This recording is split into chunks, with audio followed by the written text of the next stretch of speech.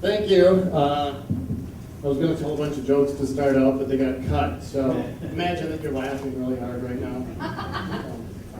I appreciate the kind words, the opportunity to do this. I'm extremely grateful. I'm honored to do this, to represent the Libertarian Party in the gubernatorial race. I agree with what you said. Chris Dye is an amazing guy with a great personality. And like he said, we kind of mirror each other to some extent. He's spectacular at strategy. I want to kick it up a notch and actually do some implementation of that strategy. So I hope my background will allow us to move forward in that fashion. I'm going to try and cut this down a little bit. I see the Q&A session is kind of where it's at here, so I'm not going to read through all 10 of my note cards. I'll skip every other line. Just give you a quick past, present, future on myself. I know nobody knows who I am. I've always liked it that way. Most libertarians do. You know, they like their privacy. I had to come out of my shell to represent my beliefs and to push back. The government is becoming too intrusive in our lives, and we have a duty to not allow that. We have a duty to act, to push back. That's why I'm running. That's why I'm running. My dad, he was a farmer, was in the Air Force. My mom was a school teacher. We came from a large, poor family. Like Heather, we didn't have a lot, but we were taught to work hard. We were taught to work smart. My parents now, it's kind of a funny story, they're retired, but they bought 2 taverns, so they work harder now than they ever did, ironically. I worked a lot of jobs, gone to a lot of schools. I'm basically an entrepreneur. I am a sales leader in the building materials industry. I'm a very successful salesman. I sell over $20 million a year of building products in the Twin Cities and in Wisconsin. My wife and I, we also invest in properties, so we have several duplexes, small properties. We rehab, we flip, we rent out, we're landlords. We don't have any kids, but having rental properties is kind of like having kids, I guess. My wife will be here this evening. I'm not going to dote on her now. I want her to be here for that. But she's from Minneapolis, and you know, we have our investment properties to provide for our future, our retirement.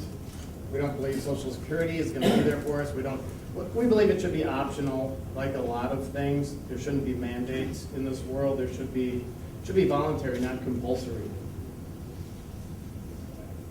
My libertarian story, how I became a libertarian, took me until about a year ago. Last summer I joined the party. That's when I finally took the blue pill and escaped the matrix. I had always thought that only 2 parties could exist. I liked the Tea Party message. I liked the Tea Party t-shirt that we got going on. The problem with the Tea Party is it's not really a party, it's more of an idea, it's a philosophy trying to change the GOP. The problem isn't the GOP needing to be changed. The GOP and the DFL are the problem. So the 2-party system isn't working. People want options.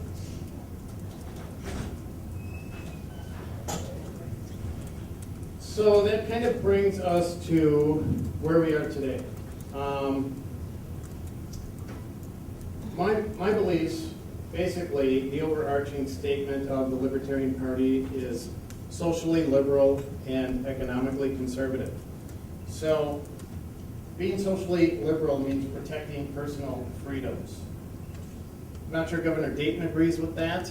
He's put a lot of mandates, rules, regulations on people, on business. I think we're being held back personally from enjoying life. I think we're being held back economically from the ability to make money for ourselves. The suffocation of business and personal rights is an affront to our freedoms as Americans, as Minnesotans.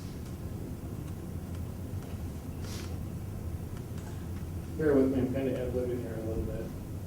But the budget, I'm not an expert on the budget. I mean, I have a day job like all of you, so I haven't studied the budget and the tax code in great detail. But our budget doesn't line up right now. We're being overcharged. Someone talked about corporate rates earlier. I think corporate rates are too high in this state. I think they should be cut down, cut in half, eliminated. Part of my plan, which I'll be happy to get into greater details on, is to minimize corporate taxes, to minimize income taxes, to minimize budget spending, which is too high right now. Part of my plan is also to legalize things, whether it's marijuana, whether it's fireworks, whether it's buying and selling beer on Sundays. I really believe we need to act to change these things, and that's why I'm here. I want to run with a slogan, with a motto of 2 words to keep it simple: legalize and minimize.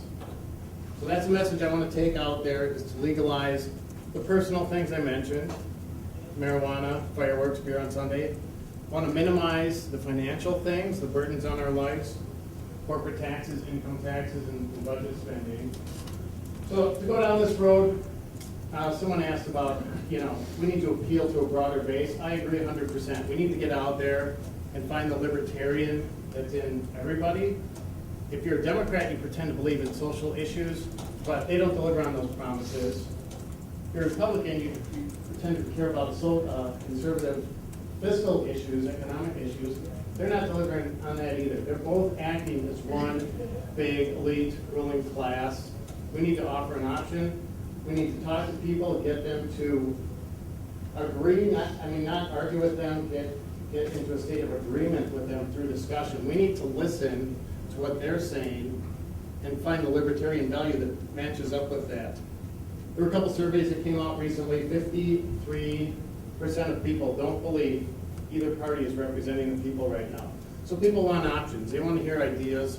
We need to get ourselves out there. To sum it up, we need to get 3,000 signatures. We want to get 3,000 signatures to get on the ballot. We want to raise $60,000 to drive our campaigns. We want to get 5% of the vote. I'd like to go for 10%. I think we can get 200,000 votes. Probably would take 700,000 to win, but we got to start somewhere. I think this is a multi-cycle, a multi-election cycle to actually achieve our ultimate goals, but we got to start. We got to get going. So I am honored, flattered. I really appreciate the chance to be here. I'll get into a lengthier, more boring speech at dinner, but I guess I'll open it up to questions at this point.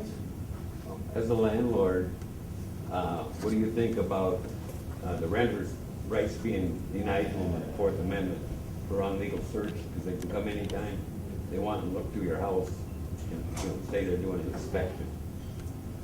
I've had a lot of intrusions into my ownership of property by the St. Paul Department of Inspection. They'll come in and give me a fine because a screen has a rip in it. I had an inspection last year on one of my properties. They fined me because the garage wasn't painted. I really think it's just gone too far. I don't think the government, the state government, the cities can do what they want to some extent, but they shouldn't harass people. They shouldn't make it harder on people. And that's what they're doing right now. No, I'm talking about the Supreme Court. The case went to the Supreme Court, and they ruled it was an end run around the Fourth Amendment because it allows them to come in and they can look under the beds and the closets and everything and say they're doing an inspection. Totally against that. I know what they do it. Right, I know they do it. It's wrong. So what would you do to do that? I don't know that I can overrule the Supreme Court. No, they ruled that it was unconstitutional. Our court did. They ruled it was unconstitutional. Right. But you can't get the county attorney to go against it. I guess I don't know the details in the weeds on that issue right now. I know what I believe. I'm against unreasonable searches, seizures. I support your rights to be left alone. How that boils down to that specific case and those examples, I can research and get back to you on. What was the enforcement agency that came in and actually did the search? It was Red Wing went to court against the American League of Justice. They took them to court. And the Supreme Court ruled that Red Wing was in, violating the rights, but it was never enforced. The city of Red Wing? Red Wing, yeah. Red It was the Wing. first one to start it out. It's just another way of getting taxes is what it is. Here's the landlord. We pay them every year like $500 to come and harass us. Oh, if you got a vacant building, you pay $1,000. Imagine that. In St. Paul, you pay $1,000 to register your building as vacant. That's mental. It doesn't make any sense at all. Minnesota's just a little more than that, maybe 1.5 billion out of our 30 billion roughly collected and spent. You could cut that in half tomorrow. Give half back to businesses, give half back to the people. I'm not in favor of user fees, sales taxes, compared to income tax and corporate tax. I think it makes us uncompetitive, and I think we've got a lot of improvements we can make there. Yeah. As governor, would you get rid of, we call it LGA, local government assistance? I'm sorry. Would you do away with that? I know you probably have to fight the House and the Minnesota Senate. Would you continue with that, or would you do away with that? Or make an effort at least? I would probably make an effort to reduce that, eliminate that. I don't know the details of that program. A lot of this I'm getting my hands around. This has been, I originally was, just so you know, seeking the nomination for Congress. This opportunity opened up, as we all know about, because of David's shirt over here. Switch shirts. Oh, you took out your Christopher Coke shirt. So this opened up, so I've kind of been switching my focus and my study. I believe everything should be boiled down to as local a level as possible. I'm a big believer in the 10th Amendment, that the states should decide roughly everything for themselves, not prescribed in the Constitution. Whether it's health insurance, abortion, taxation. I think, and from that, boil it down, peel off another layer of the onion and get it down to counties, get it down to municipalities. I think municipalities, I think businesses, I think public transit, it should self-support as much as possible. So I don't believe in subsidies from government to smaller governments, because all they're doing is taking their money and they're giving it back to them. And that's how we get corruption. You're fighting for people's money that they took from you to begin with. Is it okay for the government to take a baby's DNA without the consent of the parents? No. I just did it. Under what reason? I mean, Other than why would they that? take a baby's DNA? For medical research. To do what else? If they don't find the state property. That's wrong. Yeah. It's often been said that voters vote their pocketbook. And getting their minds around the potential governor, Doc, do you have at this point any kind of financial model that their property taxes might go down X%, or they might have X% lower income taxes, or, I mean, fleshing out the actual details of why they would want to vote for a Libertarian governor? Do we have anything that far? We don't have anything that far detailed, that far flushed out at this point. We're over collecting right now in the state. I would assume everyone agrees to some extent. We have a successful economy in Minnesota because of our diversity, our resources. That makes us strong. The greatest resource we have is people, the hard workers. We've produced a good economy not because of the current tax structure, but in spite of it. I think we're being held back. I think our growth is being limited. That needs to be reformed. How exactly to reform it, I don't have it. Mr. Dyke and I haven't ironed out the exact details of that yet. But, alluding to reducing, eliminating income taxes, personal income taxes, as well as corporate business taxes, and shifting that to user fees, sales taxes, making it fair, or at least making it flat. The way the state is run right now, the better you do, the more they take. Well, if you have a more successful business, now you have to pay more for your workers. If you make more money, they take a higher percentage from you. We shouldn't be penalizing success. Yeah. You did mention legalizing drugs like marijuana. Would you include heroin and cocaine in that? My belief is that your body is yours to do what you want with. I think we got to take baby steps in the landscape we're in today and start with marijuana. Ultimately, yeah, I believe all drugs should be up to the person to use. I think that's just a leap too far. Right now, let's walk before we run on that, but that is my stance. So do you envision the sale of it, over-the-counter sale, eventually, of the drug? Yeah. Yeah. I mean, it would be like alcohol. It would be, the manufacturer would be regulated to make it safe for usage. I don't take drugs, but I think that's up to you. If you want to take drugs, if it ruins your life, if it makes your life better, that's not for an authority to tell you. That's for you to figure out for yourself. There's lots of ways to prevent people from doing drugs if you don't want them to do drugs. It's called education, guidance, compassion. It's not state mandates forbidding behaviors.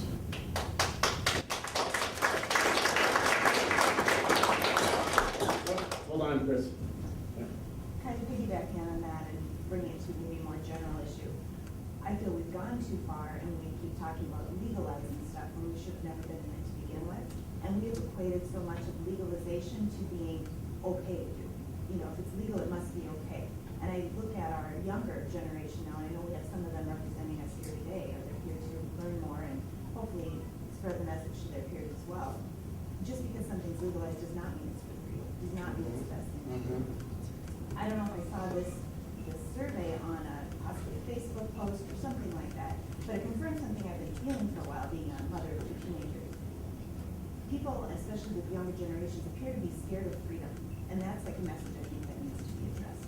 They're worried that if they're given too much freedom, what are they going to do with it? Where are they going to go? And that really seems to be prevalent in our younger people, and I wonder if you'll consider addressing that. Agreed 100%. Whether it's drug usage, welfare, school system, the responsibility falls on the person, the family, the community. Government and society are two different things. Like Thomas Paine would say, government in its best state is a necessary evil, in its worst state, an intolerable one. We're getting to the point of it being intolerable on our rights. In my mind, the situations you talk about, you're better to train your kids what's right, what's wrong, the dangers of it.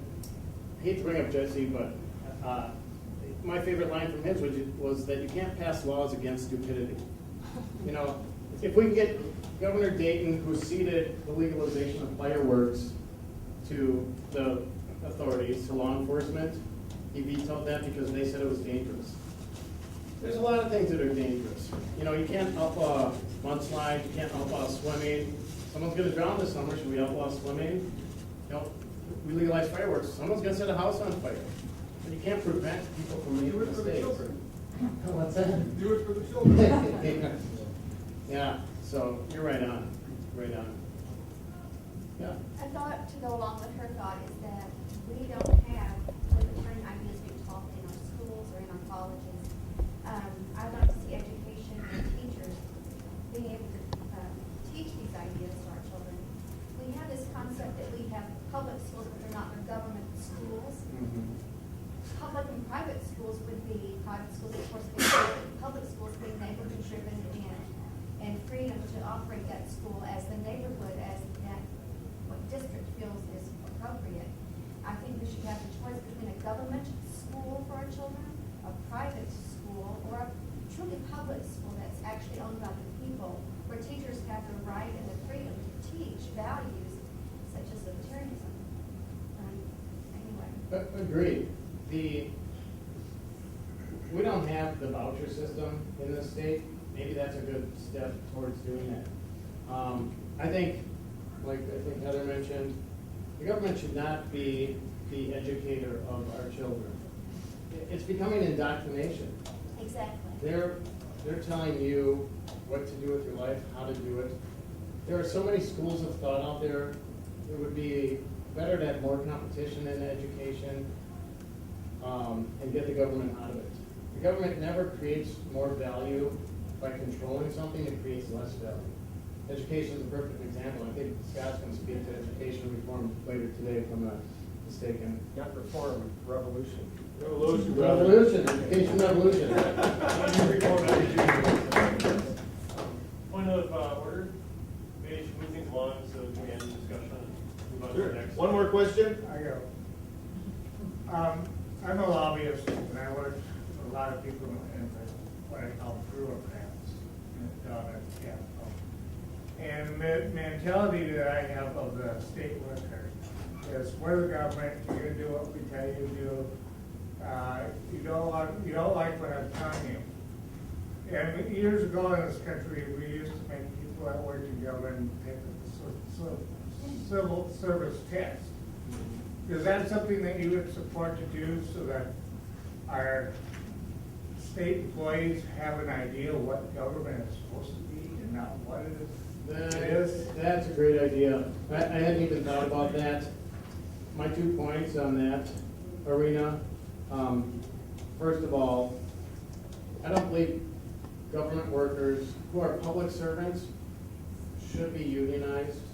I believe in your right to join a union, but when you're performing a service for the public, when you're providing a good, whether it's security, putting out fires, education, you shouldn't be able to extort the people who you're there to serve. And that's what public service unions are. Private unions, you know, like Heather said, join them if you want. You shouldn't have to join them if you don't want. It should be totally optional. But I really disagree with the model that government workers who are providing our services can withhold those services and take more money out of our pockets. My last point, I believe, in general, business and government should be 2 separate entities. I really do. I mean, it should be like religion and government. We should not endorse any business with a no-bid contract. We should not punish any business with eminent domain, seizures, confiscations, evictions. I think we have a lot of work to do in that arena, and be happy to hear some more of your ideas on this. Thank you.